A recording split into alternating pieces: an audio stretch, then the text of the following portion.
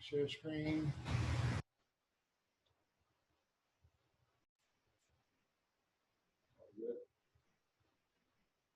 Make sure you turn off the camera.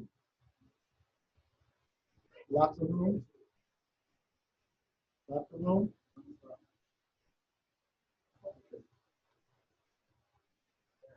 Oh, we're good? Oh, wow. Okay. It's a process, huh? All right. How many readers I got? Huh? Is it because there's Hebrew in it? All right. All right. All right. Let me see. I'll just do it this way. I think we should be good. It's not a lot of Hebrew actually this time. All right. So everyone knows the rules. Please keep your mic muted except when asking or answering a question. Use the mic to speak. There's a feature in the room where you can raise your hand if you have a question. All questions must be on the topic. You have 60 seconds to ask or answer a question. If you pass your 60-second window, your mic will be muted for you. Okay? Uh-oh. All right. So in this lesson here, it's going to be, I'm saying it's going to be pretty simple lesson, right? All we're going to do is, for today is, in order to go through the whole scriptures of the book that we said we're going to do, we have to see the patterns, the history or timelines, i.e. in order and the context. So take notice how many times you see the word seed and blessing, okay? So all you're going to see here. And again, since we're going to be marching through each book, we talked a lot in the Torah, in the first 5 books. So now we're going to go through the next couple of books, but the next couple of ones are not all that hard, you know what I mean, which we'll share in just a minute. But then when we start getting into prophecies and things like that, that's when it's going to start getting more and more interesting, okay? All right. So what does Toldot mean? So we'll read it really quick. It says, and these are the generations of the heavens and of the earth when they were created, in the day that Yahuah Elohim made the earth and the heavens. This is the book of the generations. This is 5:1. This is the book of generations of Adam, in that day that Elohim created Adam in the likeness, or Elohim made he him. 6:9. These are the generations of Noach. Noach was a just or a righteous man, perfect in his generation, and Noach walked with Elohim. All right. So the word toldot there means okay, generations. Right. So first thing we see is, notice the first, what's the first generation you see? Heaven and earth. Second one is Adam. Next one you see Noah. Notice these are generations. So you're going to see from the making of the heavens to the making of man, they're all called toldots, right? All right, so there is a interplay of image between the earth and between Adam. Okay, consequently, when man transgresses, the earth is affected. Okay, so the way we deal with things, we can affect even the earth. And we're going to go over some of those examples. All right. So in Genesis, a better sheet, 3:17, it says, and unto Adam, he said, because you have hearkened unto the voice of Yerisha, your wife, and have eaten of the tree of which I commanded you, saying, you shall not eat of it. Curse is the ground for your sake. In sorrow shall you eat of it all days of your life. What did the ground do wrong? Anyone? Same thing. What did the animals do wrong when you got to kill animals? Okay, so you remember that when man has dominion over these things, the minute he messes up everything.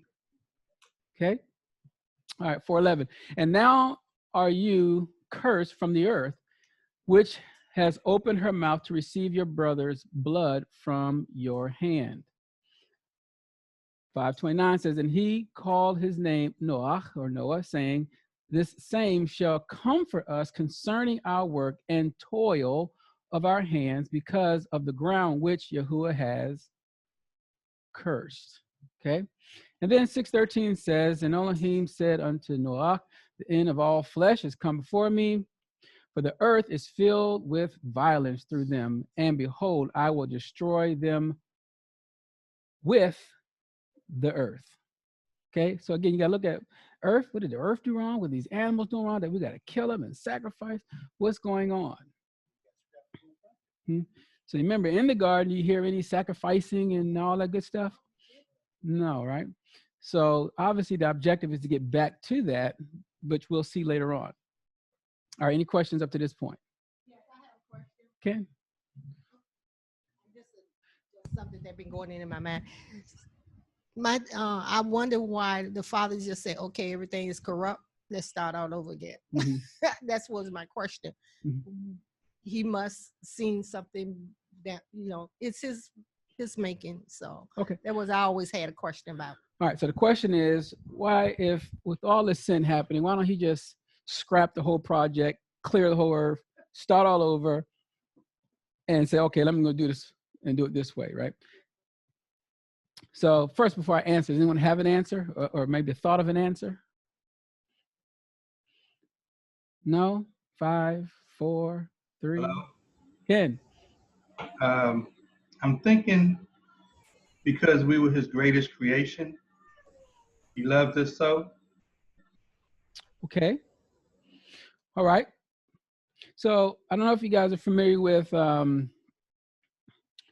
when the fallen ones, if you will, the Melachims, when they got kicked out, right? What did they do wrong? Why not destroy them? What did they do wrong? Right? They disobeyed the Most High too, right?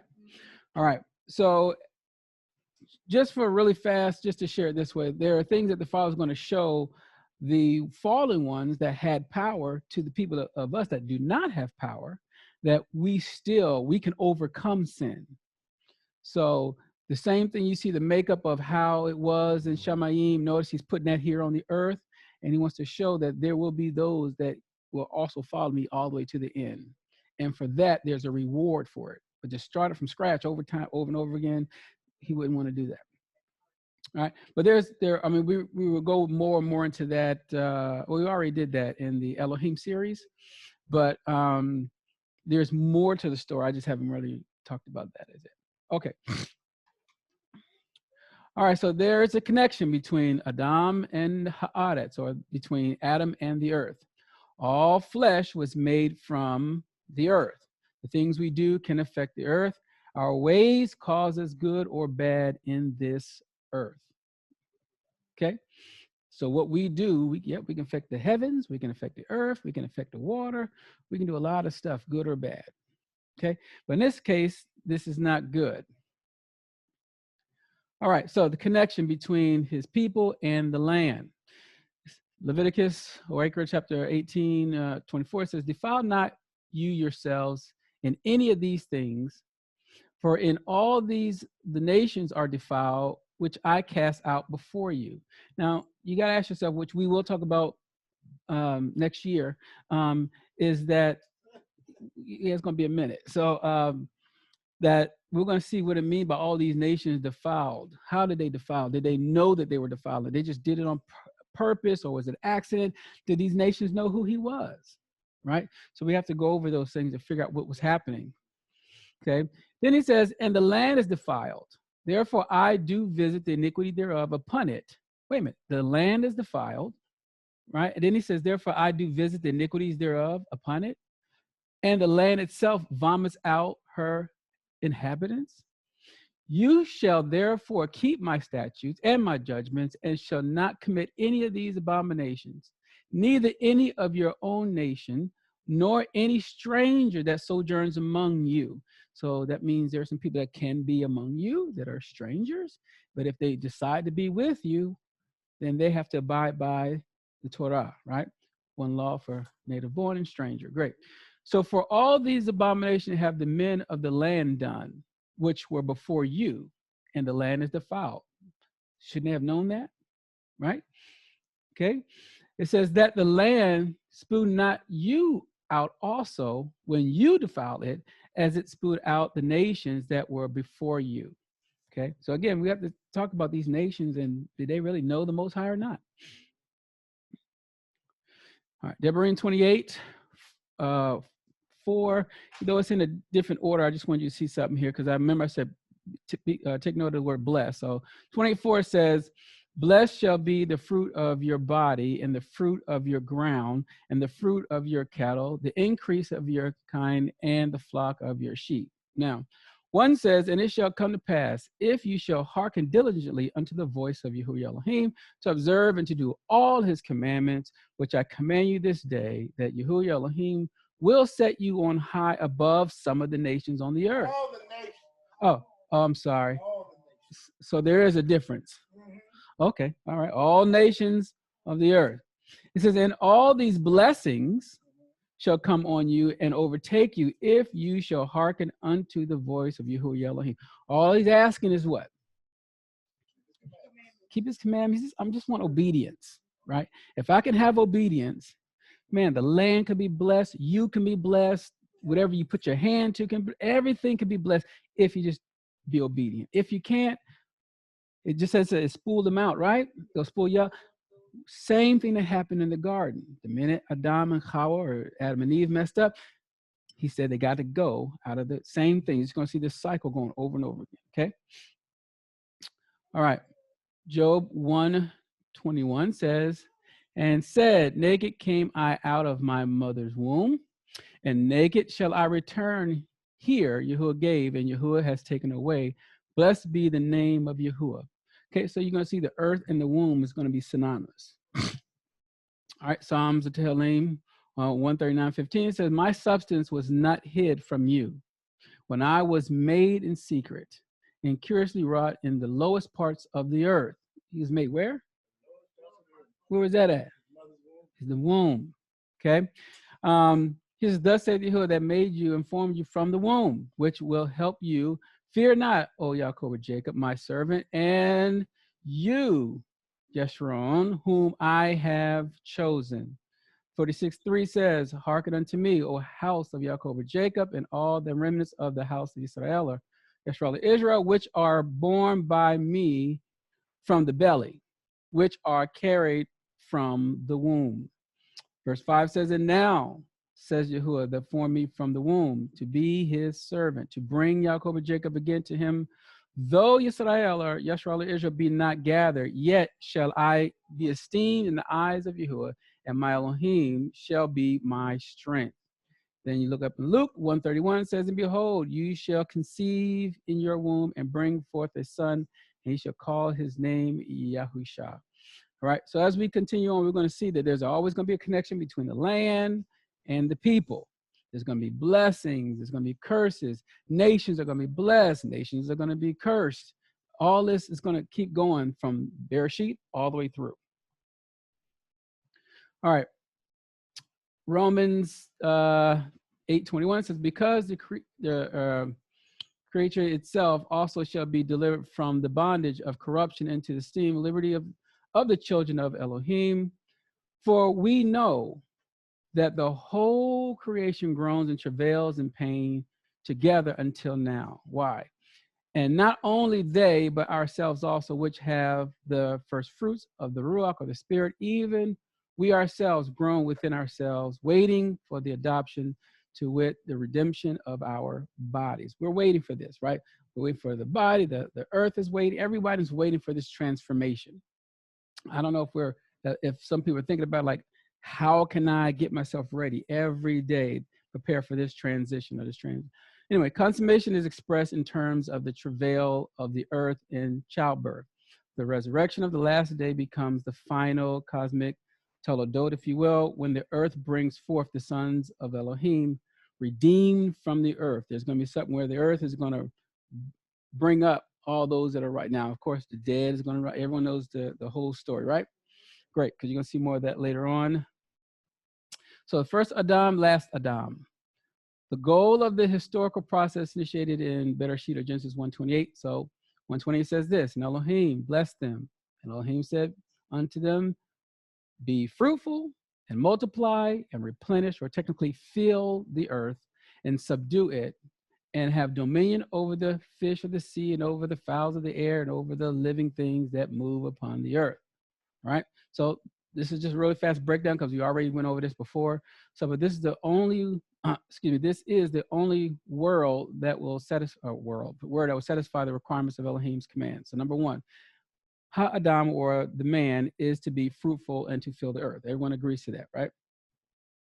Both Adam and Hawa was to have dominion over the creation, right? Not just the man by himself, but the man and the woman, okay?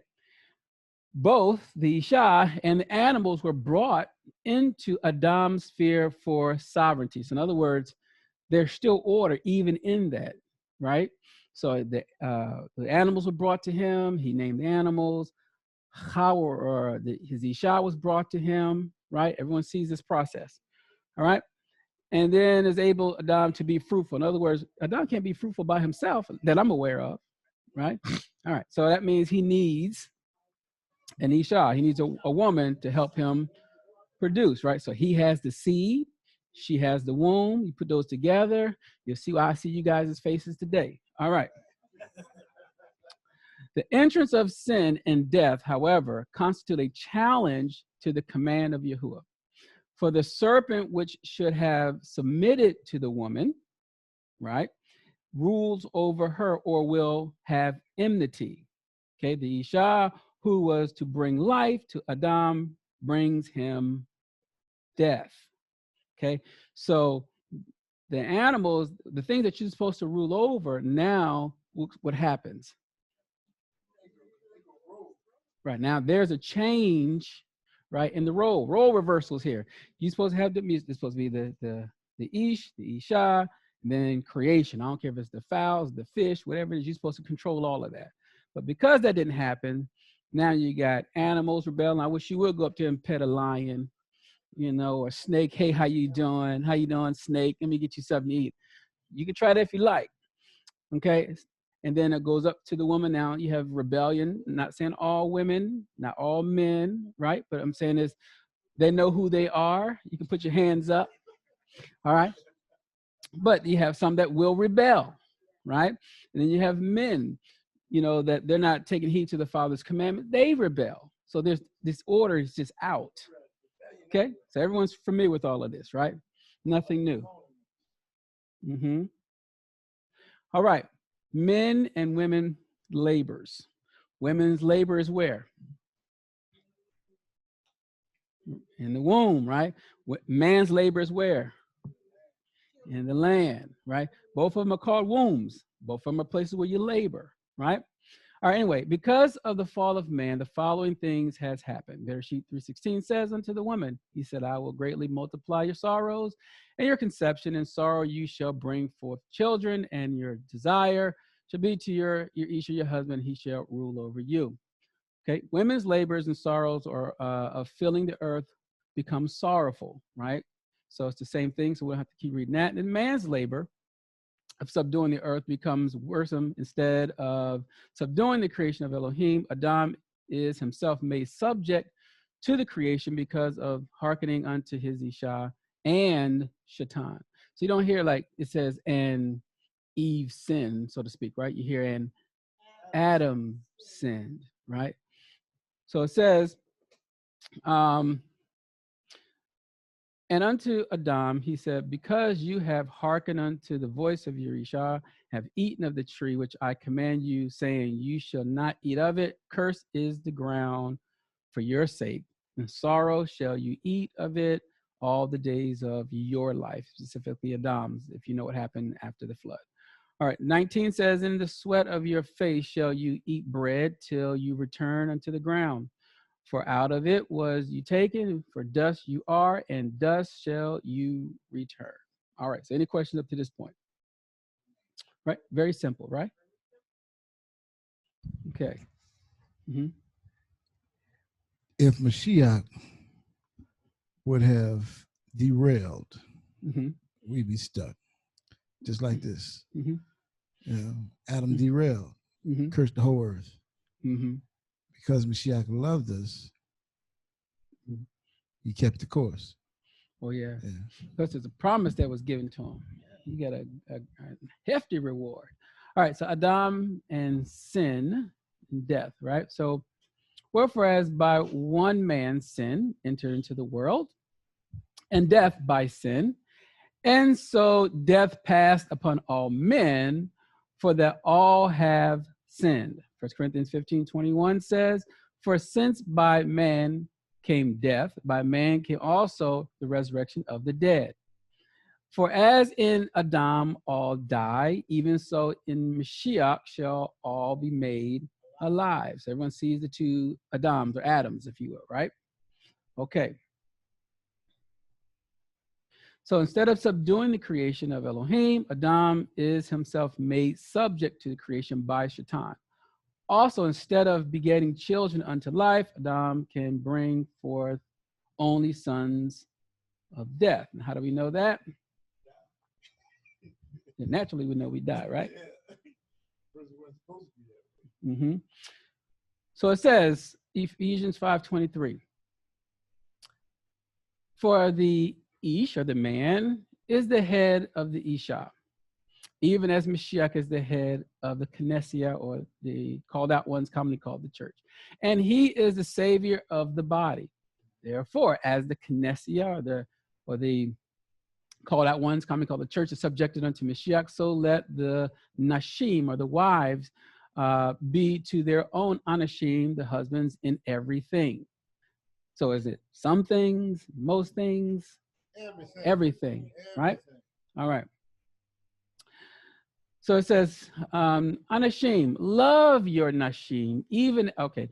So Anashim, or men, love your Nashim, your women, your wives, even as Mashiach also loved the Knessia, or the call that one's commonly called the church, and gave himself for it. So he gave himself for what he loved, or who he loved. Everyone agrees, right? All right, it says that he might purify and cleanse it with the washing of water by the word. So the word is supposed to be something that we all govern ourselves by, right? It says that he might present it to himself esteemed, Knessia, not having spot or wrinkle or any such thing, but that it should be Kodesh, or set apart, commonly called holy, and without blemish. So ought Anashim, the men, love their Nashim, their wives, as their own bodies. He that loves his Asha, or Isha, loves himself. Now, how many of you guys hate your body? Huh? No? Everyone loves their body? I'm not talking about you in the mirror every day, painting your face, stuff like that, right? Right? But everyone in here is looking nice, right? You try to dress yourself up. 99% takes a bath. Yeah, you know. Clip the toenails. Yeah. Some of them clip your daggers, your toenails, and stuff like that. But you gonna make sure you're doing good, right? All right. So for no Ish, or husband or man, ever yet hated his own flesh. Not now. There are some that do, but what makes them hate their flesh? Those that what? Well, some that got spirit issues, you know, where they will afflict themselves, harm themselves. They allow someone to kind of take control over their mind, be it spiritually or naturally, because sometimes you can hate somebody and you do this for their attention. All right, so I'm not really going to go into all that stuff right now, but all right. Yeah, hate his own flesh, nourishes and cherishes it, even as Yahuah, the Knessia. It says, for we are members of his body, of his flesh, and of his bones. For this cause shall a Ish, or husband, leave his father and his mother, and shall be joined unto his Isha, Ish, and they two shall be one flesh. This is the great mystery, but I speak concerning Mashiach and the Knessia, or they call that ones. All right, so we know that this is a quote from Bereshit, or Genesis, right? Everyone's familiar with that. Ken. You did say Isha, right? Because Yeah. I thought I heard Ish. Yeah, because of that here, but yeah, it says Isha. Mm-hmm. But are you looking for it? You looking for it? Oh no. Well, as long as they got the same scriptures, I'm hoping they can go in their book and reread and study to show themselves approved. Hallelujah. All right. So first Adam says, and Yahuah Elohim caused a deep sleep to fall upon Adam. And he slept, and he took one of his ribs and closed up the flesh instead thereof. And the rib which Yahuah Elohim had taken from Adam made he Asher Isha and brought her unto Adam. So everyone sees the pattern, right? So we would say today that, at least I'll say the men and the women, the men is looking for someone that the father is leading them to, right? Is that fair to say? Can. All right. The women are looking for a man that is walking after the father's heart. Is that You should. looking for? Well, now, I know as times get tough, you know, and they say, okay, I can mold him, I can mold her. I just need them to bite, and we can fix the rest out, right? Okay, you read the Bible, King James Bible, the NIV, ESV. That's good enough. As long as it's not the other books, the Zohar, the Kabbalah, we can work with you, right? So you got to understand that we know this is the idea is that the man's looking for a type of woman, and the woman's looking for a type of man, right? All right. So anyway, so the first Adam had been given a bride, as by the Father, that he might fill the earth.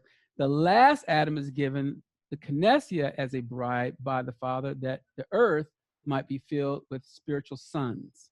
Okay, so notice the two Adams, the Father brung both of them the bride. So it's not just one. He also gave the bride to the Mashiach as well. Right? Is everyone with me? So everyone see the comparison of the two Adams. I was going to do just a whole lesson on the two Adams, but I think that'd be nice. It'd be a while. Okay. All right. So Revelations 12:1 says, and there appeared a great wonder in heaven, a woman clothed with the sun and the moon, and under her feet and upon her head a crown of 12 stars. And there was war in Shamaim, or heaven. Michael and his Malachims fought against the dragon. And the dragon fought and his Malachims and prevailed not, neither was their place found any more in heaven. And the great dragon was cast out, the old serpent called the devil and Shaitan, which deceives the whole world. He was cast out into the earth, and his Malachims were cast out with him. When they're cast out, where would they go? Here. So how many of us could be entertained? I'm saying here, literally, but meaning how many of us could be entertaining these devils and serpents and spirits and adversaries or Shaitan? You never know, right? So how would they come? Okay, so my point is this: when you go to Walmart, you're gonna see them just walking around chilling out. Hey, how you doing? My name is Devil. My name is Satan. How you doing? How do they come? Huh? It could be somebody that you know, right? They could be possessed or being used or influenced, right? Because he knows what you like, right? So that he might send you one. I'm looking for this guy that's 6'2". It could be light skin when B was in, or it could be when Wesley Snipes came in, dark skin, whatever one you like, whatever that era was, right? Yeah, get that, or the kinky hair, doesn't matter. Some people like that so they can block out the sun rays. Anyway, the point is that he can come in those forms. And you ever hear some that tell you, hey, you know, let's just say for a man, he talks to the woman, he says, yeah, man, I'm in this walk, and it's, what's this walk about? We believe, you know, we're the people of the book, and that he's coming back for his people. And the sister said, well, you know, can you teach me?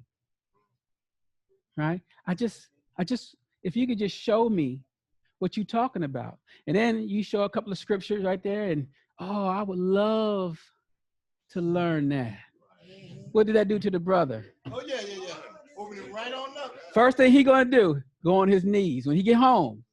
Father, you brung her to me. Yes. Thank you, Father. She is the one. That was what I've been looking for. Sisters. Oh yeah, snot box is open. All right. Sisters, you know, say, hey, listen, I haven't been with somebody for a long time. And I know it's not good for man to be alone, but I know it's not good for me to be alone neither. Right? All right. So you say, hey, I'm in this walk. Fathers, you know, I'm adamant about what I believe in. Because women a little bit more stern, a little more in. Men, you know, listen, I'm the head of the house. I can work this thing out. Right? Women a little bit like, you know what, you know, I don't want to just submit to anybody because I know I'm locked in if I do this. So they say, well, you know, I do believe in God. You do? Yeah. Mm-hmm. But if you can show me what it is, oh, let me show you that we the people of God. Oh, wow, that must have been Yah sent because he's open. He's willing to hear it. Right? Wow, he's good. Not knowing that this guy might have some other ideas in his brain. All I need is one time, maybe two times, and I'm out of here. Right? So the point is, they can come like that. That's just men outside of spirits. I'm saying that's just man's spirit or a woman's spirit can do that. Then you got some that are literally possessed. Okay? They don't remember nothing you said. I didn't say that. Okay, anyway. I know we don't get none of that stuff.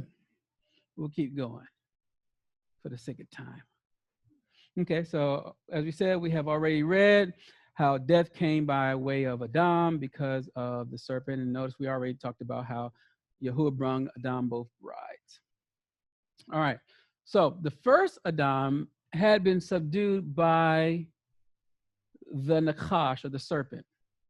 The last Adam rules over Nakash and is gaining dominion over all things. Remember, all authority has been given to him, right? So you're going to see the comparison, you know, in the future. Mashiach, who is also an Adam through the resurrection, will raise many to life, filling the earth by subduing death, which is the last enemy. And everyone's familiar with 1 Corinthians 15:53, where it says, for this corruptible must put on incorruption, and this mortal must put on immortality. So when this corruptible shall have put on incorruption, and this mortal shall have put on immortality, then shall be brought to pass that saying that is written, death is swallowed up in victory, which we'll read in just a minute. And then 56 says, the sting of death is sin. Then it says, and the strength of sin is the law. What does that mean?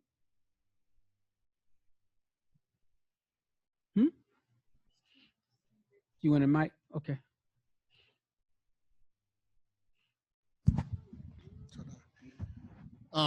When you said that, it just kind of brings to mind what Saul's words were, where he said that had it not have been for the law, then I would not have known what sin was. So maybe that's where it means that the strength of sin is in the law. I don't know. Okay. Anyone else? Repent. Okay, repent. Okay. Anyone else? Going once, going twice. Online is sold. All right. To not to sin. Okay, but the question is, when it says the strength of sin is the law, this meaning the power of sin is the Torah. Okay, all right. So Isaiah 58, 25:8 talks about where it talks about as is written in 54, where it says he will swallow up death and victory, and Adonai Yahuah will wipe away tears from off all faces, and the rebuke of his people shall be taken away from off all the earth, for Yahuah has spoken it. Now, think about Romans 8:2. It says, for the law of the spirit of life in Mashiach Yahushua has made me free from the law of sin and death. All right, so let's see what it means. Sin is missing the mark of Elohim, right? Elohim's perfect law, and therefore without law, we would not know what sin is, right? The law makes us conscious of sin. So if I don't know what it doesn't give it any power. It doesn't give it any strength. I don't know what it is. I'm doing this. I'm fine. But the minute the law tells you what it is, oh my goodness. Now it gives it that strength. Either you're going to have a battle within your mind concerning sin. Oh, okay. I'll do Gadar's work. Hold on. Oh, no problem. Anytime. That's what I'm here for. Okay. Okay. All right. We'll go to the next one. All right. So 4 keys to understanding the covenant. Okay. I want us to get these 4 keys down because it's going to help us throughout the rest of this series. Number 1, the covenant or agreement was made with Adam to fill the earth and to subdue it and to rule over the animals, right? So everyone's good with that. That's Genesis 1:28. Okay. Number 2, the covenant made with Noah was encompassing or subduing every creature and identifying Shem's line to which the covenant will come out of. Okay, we're going to see that in just a minute. Okay, so you can see the Adam, you see the Noah. Notice Adam and Noah's are intertwined. Number 3, the covenant with Abraham was to identify that Israel or the Israelite nation and subdue all nations. Remember, Abraham's covenant is catered to all the nations. Is everyone with me so far? Okay. And 4, the covenant with David, the family of Yeshai or Jesse, subduing all the realms or having authority in heaven and on earth. Okay. So we're going to see how this progresses as we keep going into the books. All right, so each of these covenants, particularly the last 3, is set up in a way that expresses the same promise that a seed will come out subduing the earth, right? So, Adam was supposed to do that. He didn't do it. Then here comes Noah, okay? And then you see what happened to Noah's seed, right? Then obviously he said, okay, I'm going to start with Abraham. So now from Abraham, from Noah, here comes the line he's going to specific check with Shem. We're going to read it in just a minute. And then from Shem, we're going to get Abraham. From Abraham, it goes all the way down to David's line. All right. I said there is a progression to these covenants. We will see how they work as we progress in the series. Note, the last 3 is to bring us back to the first, which is number 1 there. Okay. So first one is from Adam moving to Noah or to Noah. So Genesis 9:1 says, and Elohim blessed Noah. So remember I told you, keep in mind, blessed and seed. Okay. Blessed Noah and his sons and said unto them, be fruitful and multiply and replenish the earth. Right. So you can see Genesis 1:28 to show you that it went from Adam now to Noah. Verse 2 says, and the fear of you and the dread of you shall be open every beast of the earth and upon every fowl of the air, and upon all moving upon the earth, and upon all fish of the sea, unto your hands are they delivered. Everyone sees that's the same thing that was given to Adam, right? He was supposed to do the same thing. Now it's passed over to Noah, okay? It says, first mention of the word brit or covenant was in Bereshit 6:18 or Genesis 6:18. He says, but with you will I establish my covenant, and you shall come into the ark, you and your sons and your wife and your sons' wives with you. Next, Elohim promised to establish his covenant with Noah by saving his seed, right? So Hebrews 11:7 says, by faith, Noah, being warned of Elohim of being not seen as yet, moved with fear, prepared an ark to the saving of his house, by the which he condemned the world and came heir of righteousness, which is by faith. 1 Peter 3:20 says, which sometimes were disobedient when once the long suffering of Elohim awaited in the days of Noah, while the ark was a preparing wherein few, that is 8 souls, were saved by water. All right, so in the line of Shem will be the blessing and the future covenant. 9:26, Bereshit or Genesis 9:26. And he said, blessed be Yahuah Elohim of Shem, and Canaan shall be his servant. Okay, so everyone sees that. We see the blessing that it went to who? Shem, right? All right, so now blessing is through Shem, in whose tent Japheth or Japheth would dwell, and Canaan would serve. And we read that in Genesis 9:25 and 27, where it says, and he said, cursed be Canaan, not this Canaan, and servant shall he be unto his brethren. 27 says, and Elohim shall enlarge Japheth, and he shall dwell in the tents of Shem, and Canaan shall be his servant. Now we're going to see later on, this is going to be talking about all nations at some point. Okay. All right. Abraham's covenant. Now Yahuah had said unto Abram, get you out of the country and from your kindred and from your father's house unto a land that I will show you. And I will make of you a great nation. And I will bless you and make your name great, and you shall be a blessing. And I will bless them that bless you, and curse them that curses you. And in you shall all families of the earth be blessed. Anyone see where this goes back to? Remember, what was the point of Adam? To do the same thing, right? And the same thing with Noah. Now we're at Abraham's covenant. Okay, and look at all the blessings.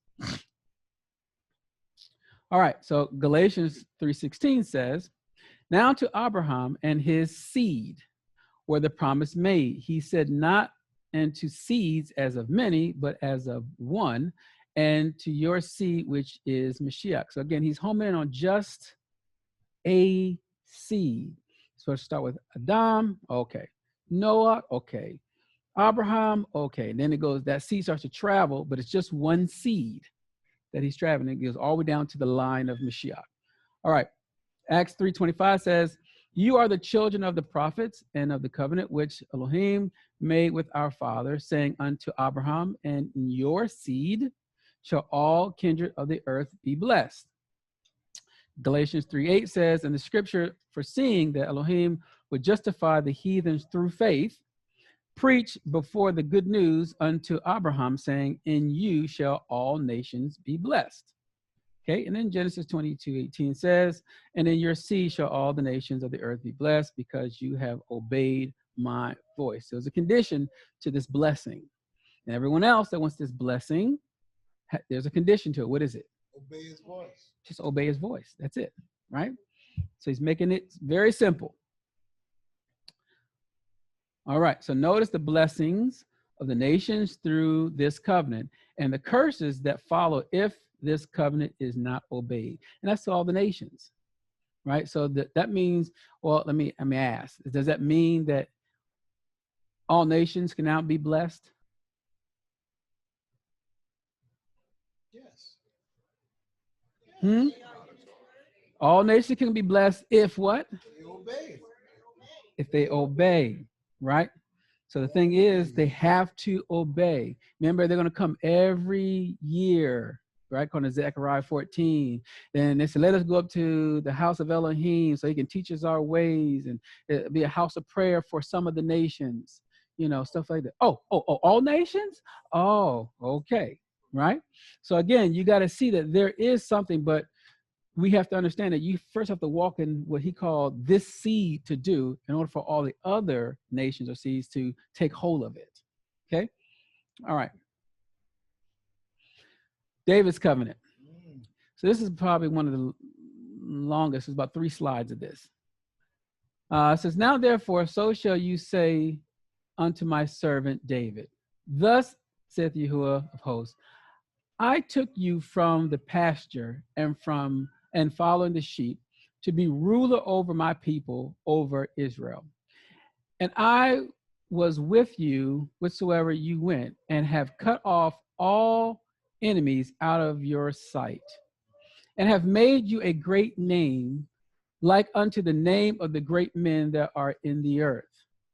Moreover, I will appoint a place for my people Israel, and will plant them that they may dwell in a place of their own and move no more. Neither shall the children of the wickedness afflict them any more as before time. Everyone's familiar with this story? Okay, good. I had to expand on it. Great. So, and as since the time that I commanded judges to be over my people, Israel, and have caused you to rest from all your enemies, also Yahuah tells you that he will make you a house. And when your days be fulfilled, and you shall sleep with your fathers, I will set up your seed after you, which shall proceed out of your bowels. And he's not talking about going to the bathroom. And I will establish his kingdom. And he shall build a house for my name, and I will establish the throne of his kingdom forever. I will be his father, and he shall be my son. If he commits iniquity, I will chasten him with the rod of men and with the stripes of the children of men. How does that work? If he acts up, what happens? Right, so he's going to use these other nations to chastise him. So even the wicked nations would do. He's going to use the wicked nations to get his nation on track. Okay. All right. 15, it says, but my mercy shall not depart away from him, as I took it from Shaul, whom I put away before you. And your house and your kingdom shall be established forever before you. Your throne shall be established forever. According to all these words and according to this vision, so did Nathan speak unto David. His name shall endure forever. His name shall be continued as long as the sun, and the men shall be blessed in him. All nations shall call him blessed. Now, I thought they were going to do it to Abraham. Is it now coming over to the next seed? All right. And blessed be his esteemed name forever, and let the whole earth be filled with his esteem. Amen, amen. The prayers of David, the son of Yeshua or Jesse, are ended. All right. 11:10 says, and in that day there shall be a root out of Yeshua or Jesse, which shall stand for an ensign for the people. To it shall the Gentiles seek, and his rest shall be esteemed. Okay, there's a remaining rest, which we'll see in the future lessons. All right. Now, moving from the Torah, these three books run together. All right. So Shoftim, which is Judges, you got or Joshua, and you got Ruth, right? So you have all three of these: Yahushua or Joshua, Shoftim, and Ruth. All right. So just an overview. Does anyone know what happened in the time of the Joshua and the Judges and in Ruth? Anyone familiar with what happened in this time period? Can you give me like a little highlights of what happened in this time? Well, Okay. Isn't that the Babylonian captivity?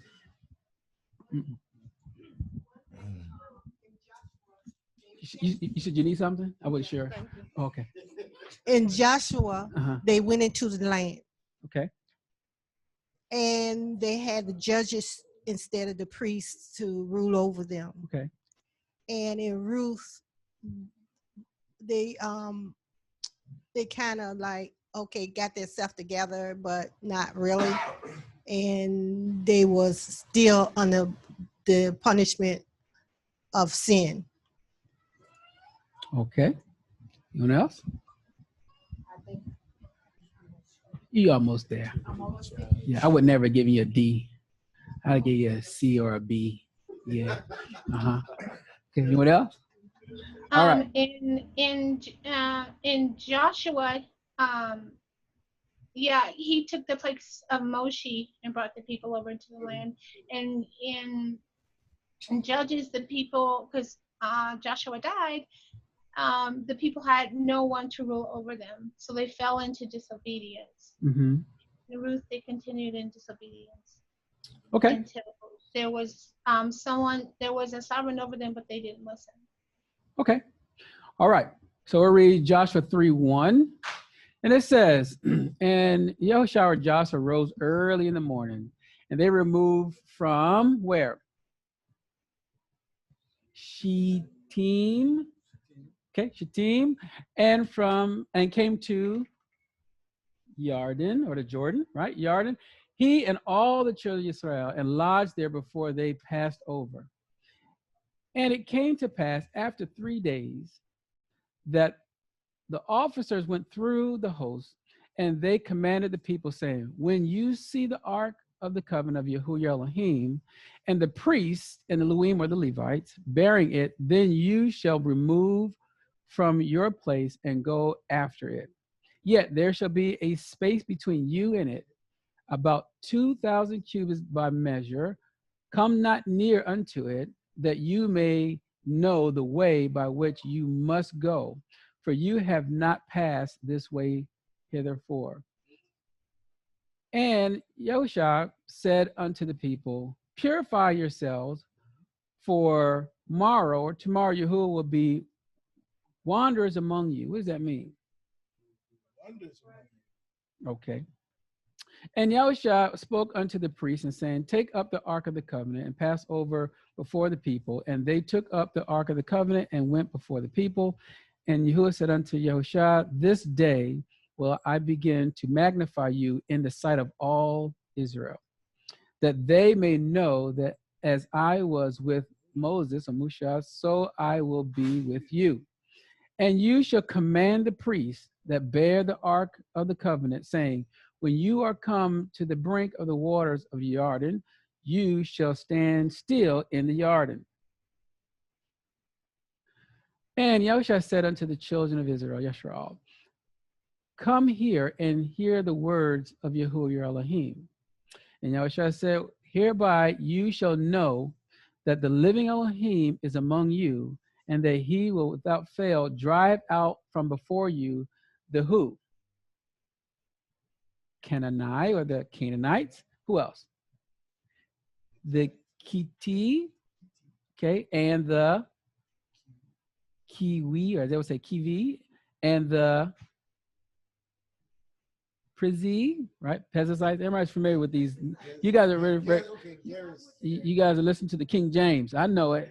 You're trying to compare King James, and it said the math is not adding up for you guys. Okay, got it. All right, and the what? Girgashi, or the Gerasites, okay, and the Amori, or the Amorites, and the Yebusi, or the Jebusites. All right, great. Behold, the ark of the covenant of Harun of the earth passes over before you into Jordan, or the Jordan. Now therefore take you 12 men out of the tribes of Israel, out of every tribe and man. And it shall come to pass, as soon as the soles of the feet of the priests, the Kohanim, that bear the ark of Yahuah, the Adon of all the earth, shall rest in the waters of the Jordan, that the waters of the Jordan shall be cut off from the waters that come down from above, and they shall stand upon a heap. And it came to pass, when the people removed from their tent to pass over Jordan, or the Jordan, and the priests bearing the ark of the covenant before the people, and they that bear the ark were come unto the Jordan, and the feet of the priests that bear the ark were dipped in the brim of the water, for Jordan, or the Jordan, overflows all his banks all the time of harvest, that the waters which came down from above stood and rose up upon a heap very far from the city of Adam. That is beside what? Sartan, okay? And those that came down towards the sea of the plains, even the salt sea, failed and were cut off, and the people passed over right against Jericho. Now, I really was going to use a map for this so everyone can see it, but I don't want like I was poking holes in nothing, so I'm going to keep going. But you got to know that the Jordan, the Salt Sea, and Jericho got to be together, right, when they crossed over. But anyway, and the priests that bear the ark of the covenant of Yahuah stood firm on dry ground in the midst of the Jordan, and all Israel passed over on dry ground until all the people were passed clean over Jordan. And Yahuah gave them rest round about according to all that he swore unto the fathers, and there stood not a man of all their enemies before them. Yahuah delivered all their enemies into their hand. There failed not aught of any good thing which Yahuah had spoken unto the house of Israel or Israel, all came to pass. Now, I want you to think about when you see all of this here, you go back to the garden and you say, okay, the water was over all the land, then dry land comes up. Everyone's familiar with that story, right? All right, then you go to Exodus, you see that the water is split. There's a heap on every left and right. They're going through dry land. Now you see they're going across the Jordan. What happens? The same thing. See the pattern, the same thing. All right, and do you think there's going to be a happening where there's going to be a splitting of water again? Okay, all right. We'll see.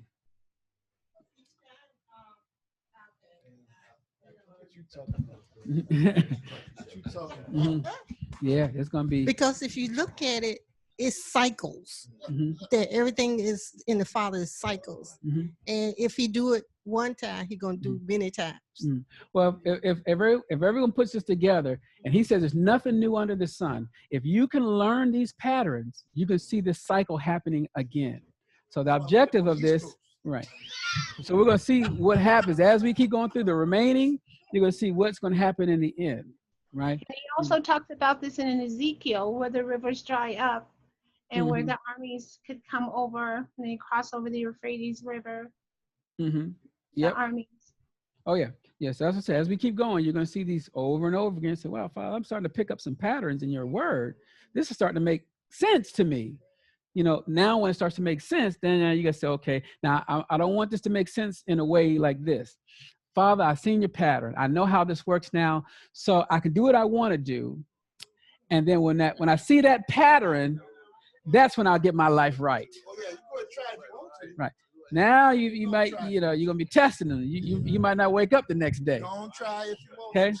You might close your eyes in peace and wake up to hellfire. No, you don't do that. All right. All right, so the book of Shoftim and the book of Ruth. So this is a summary of Shoftim. This is a summary of Ruth, and then we're going to read only chapter 4 of Ruth. All right.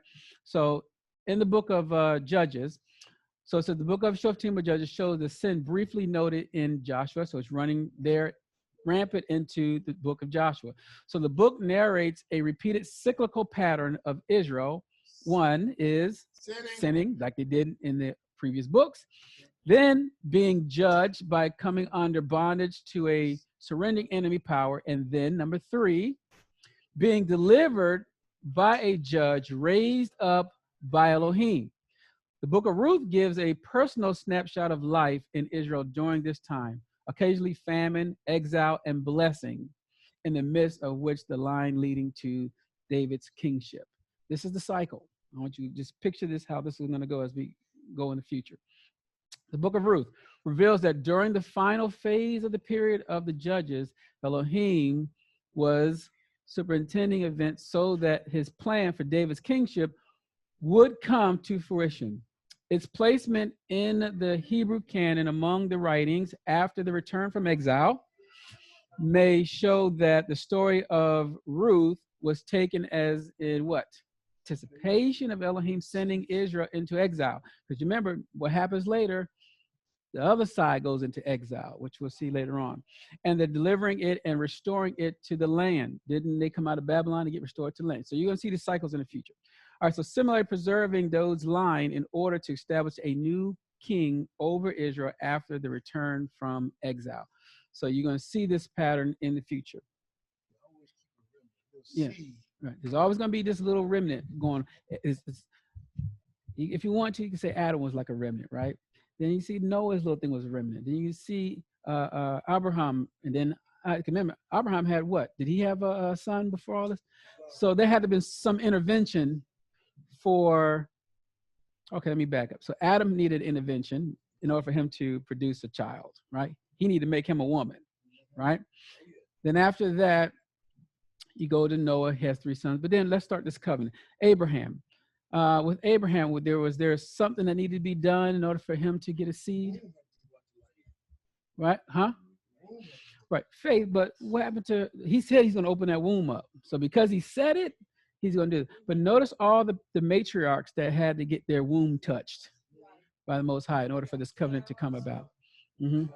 Rachel. Right. I'm not gonna talk. Yeah.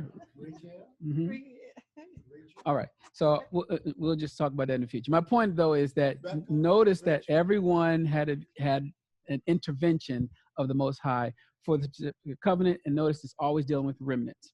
All right. Oh yeah, there's a lot. Even down to something happened to the Mashiach. That Miriam had to. Oh, okay. All right. Oh yeah. Okay. The book of Ruth.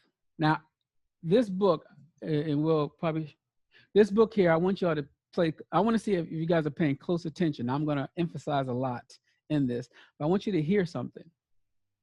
All right. So it says, anyone wants to read? You said you got it? Oh, okay. All right. So it says, then went Boaz up to the gate and sat him down there. And behold, the kinsman of whom Boaz spoke came by, unto whom he said, ho. Now he didn't, anyway, such a one. Turn aside, sit down here. And he turned aside and sat down. And he took 10 men of the elders of the city and said, sit you down here. And they sat down. And he said unto the kinsman, Naomi, that is come again out of the country of Moab, sell a parcel of land, which was our brother Elimelech.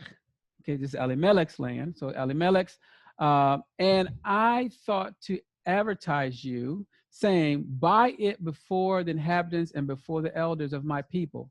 If you will redeem it, redeem it. But if you will not redeem it, then tell me that I may know, for there is none to redeem it besides you, and I am after you.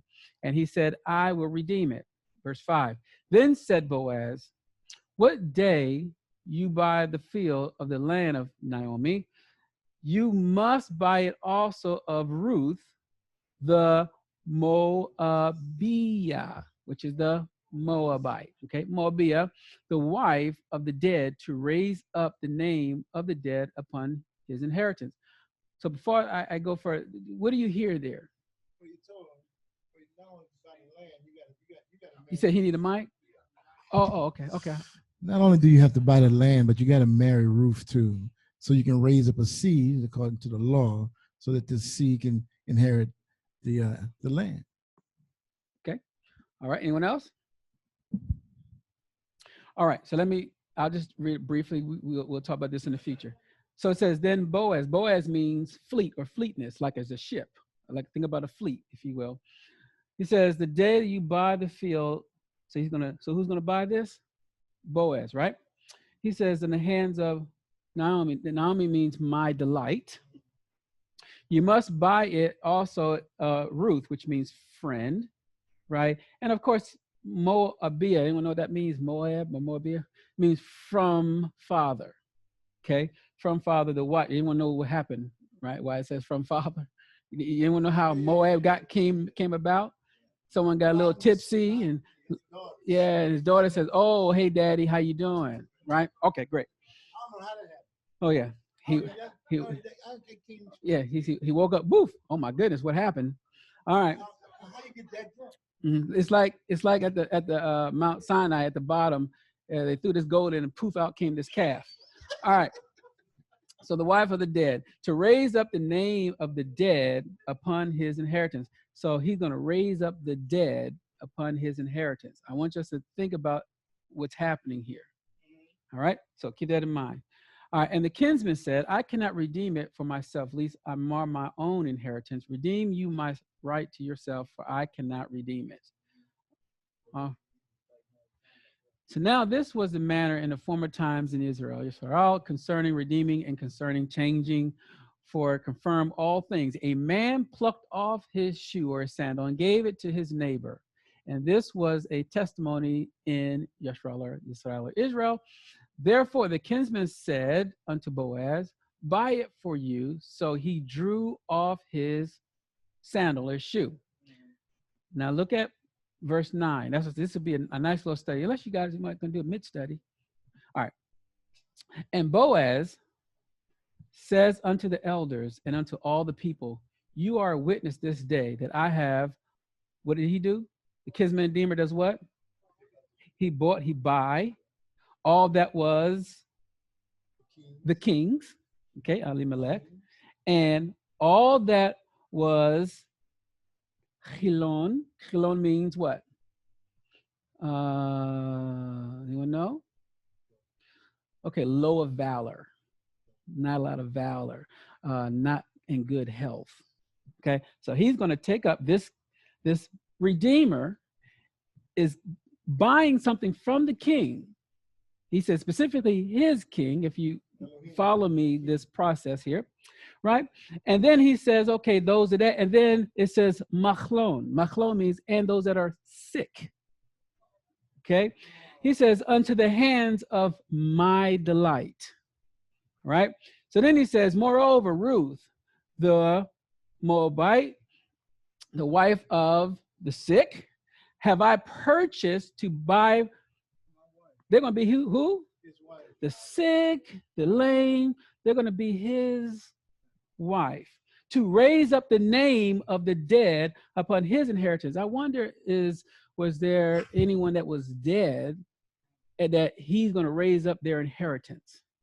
Now, did anyone was let's say northern tribe kind of dead to him when they got divorced? Israel. All right, so we'll keep going. Go into the hedges and the byways, and he's going to get everybody. He says that the name of the dead be not cut off. What's going to be not cut off? The name of the dead. The name of the dead be not cut off from among his brethren. Who is his brethren? Remember? So I'm saying you guys see this anyway. And from the gates of his place, you are witness this day. All right. So for all the people that were in the gate, and the elder said, we are witnesses, Yahuah make the woman that is come into your house like who? Rachel, like the lamb, and like Leah. Leah means weary, which two did build the house of Israel. Okay. And do you worthlessly in Ephrata, Ephrata means be like fruitful and stuff like that, and be famous in Bethlehem, or house of bread, Bethlehem, right? All right. And let your house be like the house of Perez to break forth, whom Tamar, which means palm tree, bear unto Yehudah. Everyone knows Yehudah, right? Okay. Okay, Yahuwah's praise of the seeds which Yahuah shall give you of this young woman. All right. So everyone's kind of seeing what's happening here. So the book of Ruth can give you a whole prophetic prophecy of a messianic prophecy or eschatology, if you will. Right. Okay. So it'll be a good study for those that want to do that.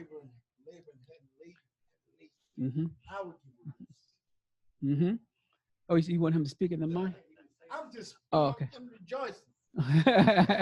Come on, let me rejoice. All right. So it says, so Boaz took Ruth, and she was his wife. And when he went in unto her, Yahuah gave her conception, and she bare a son. And the woman said unto Naomi, blessed be Yahuah, which has not left you this day without a kinsman, that his name may be famous in Israel, the child that's going to be born. Okay. And he shall be unto you a restorer of your life. Okay. And a nourisher of your old age. For your daughter-in-law, which loves you, which is better to you than 7 sons have borne him. So now what happens is Naomi took the child and laid it in her bosom and became nurse unto it. Now Naomi is from the tribe. And what about Ruth? So you got to see how this works. Okay. Right. So now he says, and the women, her neighbors, gave it the name, saying, there is a son born to Naomi. Man, I thought it was born to Ruth. Something changed, right? All right. And they called his name, modern King Hebrew is Obed, but Obed, he is the father of Yeshai, the father of David. Now, Obed literally means what? Servant. I didn't come to be served, but to serve. Servant. All right. So 18 says, now these are the generations of Paratz, to bring up Paratz begat. Who did he beget? Kisron. Kisron begat Ram. Ram begat Aminadab. Everyone's familiar with Aminadab. And Aminadab begat Nachshon. And Nachshon begat Shalma. And Shalma begat Boaz. And Boaz begat Obed or Oved. And Oved begat Yeshai. And Yeshai begat Dod or David. All right. This, if you guys decide to walk this out, you'll see a whole nother prophecy there. Okay. We'll keep going. All right. So closing thoughts. The Tanakh is the story of Elohim's people who progressively reestablishes his kingdom out from chaos over a sinful people by his word and spirit through promise, covenant, and redemption, resulting in worldwide commission to the faithful to advance this kingdom and judgment, defeat or exile for the unfaithful unto his esteem. As we progress, we will be putting each book together along with patterns and history, drawing out the eschatological points that leads to the end that will bring forth salvation. That's the end goal of this series. All right. Any questions? I think I made it. Yeah. I was pushing it. Well, I didn't know how much time I had, so I was pushing it. Mm-hmm. All right. Any questions? The mic is open. Shalom, can you hear me? Ken. Hey, I had a quick question. I know I read, and forgive me for not knowing the scripture, I'm but sorry I think too. it's in, okay. I think it's 2 Corinthians. It talks about how our prayers, when the Father pretty much locks up the land, sends pestilence, etc., that our prayers can then reverse that decision, and then He'll bless the land. Reverse it. What you talking about? Well, that's why I said I'm mad I can't remember the scripture. Oh, okay. I'm gonna tell you what I keep.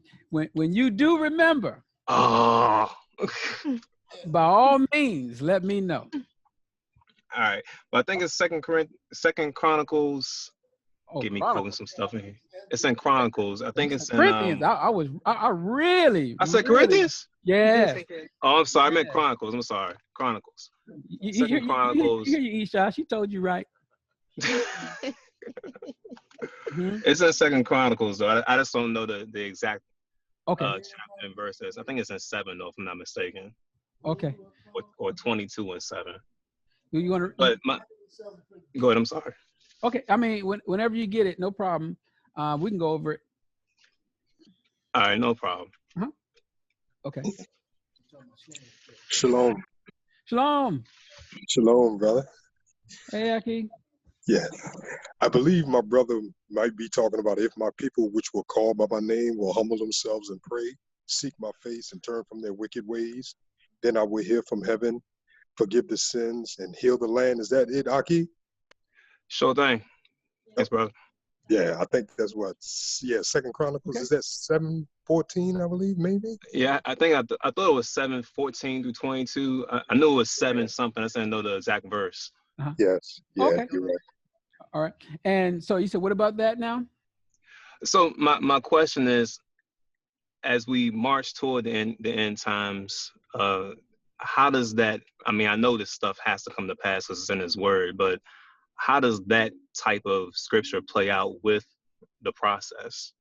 Well, the humbling is one thing, but there's still obedience. There's still right. You have a humbling, you have obedience, and then you have the covenant. He's not going to break any of those things. All that's incorporated in the process. Like for example, you know how someone says, if you ask a good Christian, and you say, you know, how do I be saved, or something like that, right? And they'll say, hey, John 3:16 says, for Elohim, or they'll say, for God so loved the world, they gave his only begotten son, who shall not perish but have everlasting life, right? And they say, oh, it's the son. But then you might say, well, is that all I got to do? And I say, yeah, because it says this. But then you go on over to John, and then John's, you further go into John, he says, well, you got to be immersed or baptized. And you see, then you go over to Luke chapter 8, verse 11 and 12. And then he starts to say, well, you know, that you got to believe in his word, right? Because the devil comes to take the word, at least you be saved. You start reading. There's other things that also is a part of that. The same principle. Okay. Nancy has a question. Okay. Nancy would like to know, why did Naomi take Ruth's baby? Was it Ruth's baby? Was it not Ruth's baby anymore? She doesn't get that part. Oh, okay. Yep. So basically, you remember that Ruth said to Naomi, your Elohim is my Elohim.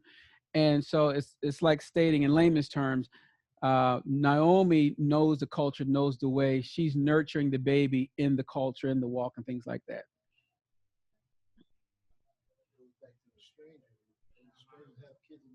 Who?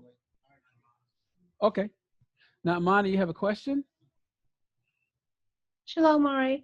Hey. I was wondering if you could go back to the last slide, because I was trying to write down notes. Okay. So Toda. the back slide right here. Okay. Toda. Mm-hmm. No problem. All right. Anyone else? Maury, can I ask, so are they walking that out as if Boaz was the brother of the deceased? Like when they do that? Right. Yeah, because he's being the kinsman redeemer. So, yep. Mm-hmm. Okay. So, Mm-hmm. All right. Anyone else? So, all right. Not mine. Did you get all of it? Almost, Mari. Because I was thinking, if you wanted to, you can probably take a picture. And Oh, great. That's a great idea. Last however long your phone lasts. Oh, I'm on my tablet, so I'll just go ahead Okay. and take a quick shot. Okay. It's all good. All right. Mm-hmm. What's funny? A Kodak moment. A Kodak moment. I got it. Toda Rabah, Maury. Hey, anytime. Shalom. Maury has great ideas, Maury. You have such great ideas. Oh yeah, it just came to me at the last minute. I promise you. Toda, Lahitrut. Lahitrut. Anyone else? Okay. Hallelujah. With all hearts and minds clear, we'll stand and close. And then those that are in the Hebrew class will be switching over to the other platform and let everybody else fellowship on this platform. Oh, are we going to start right away, Maury? Oh, no. No, you got time. It'll still be at 6:30. It'll still be at 6:30. Toda. So if you want to get your study on, then no problem. Okay.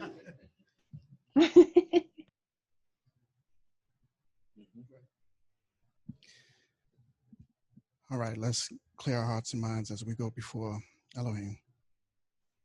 Baruch atah Yahuah Eloheinu melech haolam.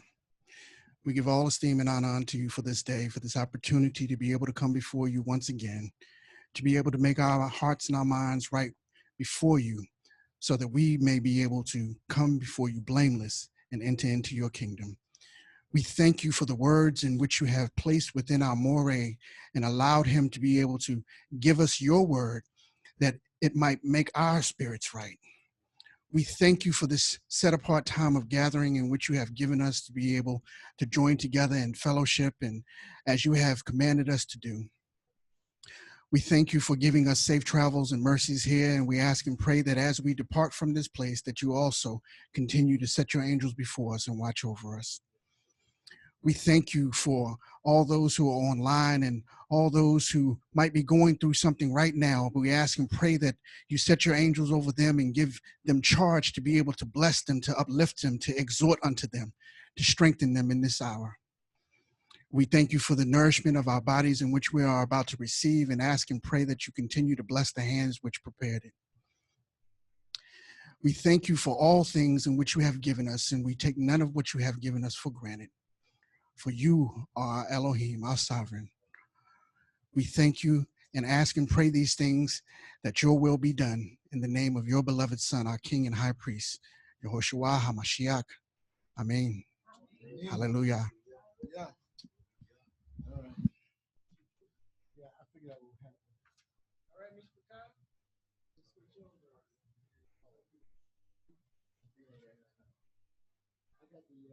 I got the VPN on.